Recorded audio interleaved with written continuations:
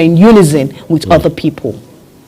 Again, I think that's why the importance of civic education needs to be expanded and emphasized. All right, because whether you like it or not, people need to understand that there's more to governance beyond the election cycle. So in the end, what that means is we need to look at first the people we are even voting for in the first instance. Can we hold them to account? Then we need to know the issues at stake. What are critical sectors like at this point? We're talking fuel now because that's the most pressing conversation in front of us. But let's not forget that health is something by the corner we're not almost not having a conversation about. All right, people have malaria. They have body pains, they still go to federal medical centers, they still go to teaching hospitals, all right? These are not primary healthcare centers, for example. But you blame them when the supposed primary healthcare facilities are either not functioning at all, or they are in a state where you get next to no service from them. It means that Nigerians, I mean the everyday people, for want of better words, have as much work to do as those who have been elected, because there's nobody that's more Nigerian than the other person. No. Once you are in Nigeria, you are a Nigerian. All right, you have measures. Absolutely. But that's when you say civic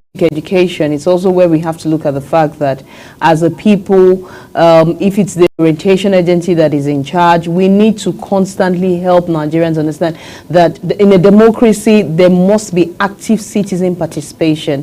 What we have today is a transition from military rule to democracy in terms of governance, but without an attendance transition, right, in the mindset of the citizens, that this is no longer, the buck no longer lies on the table of Mr. President, right? Mr. President is no longer the alpha and the omega of whatever you get to experience. Your local government chairman is as responsible for you as your councillor, as your state government, as your House of Assembly member, you know, and on and on and on and on like that. Nigerians need to get to that point where they can, you know, fully understand that they have that responsibility, and that responsibility is a huge one. It doesn't end after casting the ballot.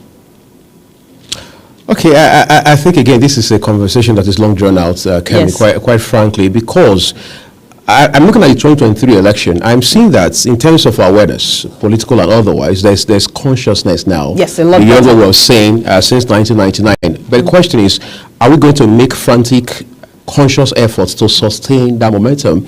All right, people need to place more value on the PVC beyond just using it as a means of identification when they need to do a transaction at a bank, for example. People need to understand that the ballot is not only sacrosanct, it is tied to their destinies ultimately, because the kind of leaders you have ultimately will determine how your life turns out. Okay, which means that when you're hiring, I was having a conversation with a colleague earlier today, when you're voting, you assume in your head that you are hiring an operations manager for your company, HR manager for your company, or somebody to run your company altogether in your absence. So the question is, when you look at the potpourri of options that you have in front of you, who would you pick, and what will be the basic criteria or yardsticks that you're using to determine who to pick? Is it because the person is from your place, or the person shares your faith, or the person speaks your language? Well, I think that all of that are conversations that must continue. But most importantly, Nigerians also have to understand that for us to have a democracy that works, as a citizen, you cannot afford to stand aloof.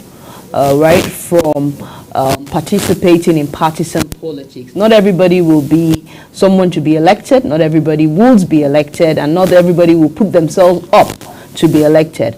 But as someone who is a citizen of Nigeria, of the 18 parties in Nigeria, you should be able to join one. Why do I say that? At the end of the day, it is what the members of the party push out that the rest of the citizens will vote for. Even when it's junk, for example. Whether it is junk or it is not junk. It is what the members of a party push out that the rest of the citizens will have access to say, we are supporting.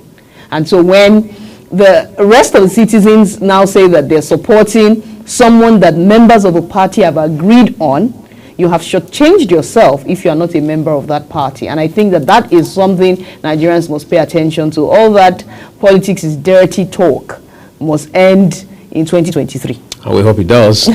And on that note, that's it. I don't know if you have a few last words to say on this. Okay, this government is new. I mean, this is a baby government, and I say that with all sense of distance. A baby government in the sense that it just got into power a few days ago. Less than a right. week So old, please let's be kind. Let's be optimistic let's believe in our country. You can have issues, you can disagree, you can differ with those in government, whether they are your governor or the president or members of House of Assembly, but we must understand that ultimately we all owe ourselves the duty to build our community, build our states, and ultimately build our nation. All right, and for me, I would say that I would hope that the Nigerian Labour Congress will not go ahead with their threat or their proposed strike. I would hate that the Nigerian Labour Congress becomes unmasked, right, and becomes something that the rest of the country will get to play with. But most importantly, we would say on the Global Discourse this night that as a Nigerian, pay attention to the money, follow the money. Follow the allocations, follow what comes into your state, follow what comes into your local government, and so that you can ask that the right things be put in place for you as a citizen and for the rest, of the nation as a whole. My name is Kemi Ashekun. I'm Uyag Mofwegbe. It's been a delight having this conversation with Kemi. And that's the Global Discourse tonight. Do have a great evening and see you again soon. What you want? I do like this.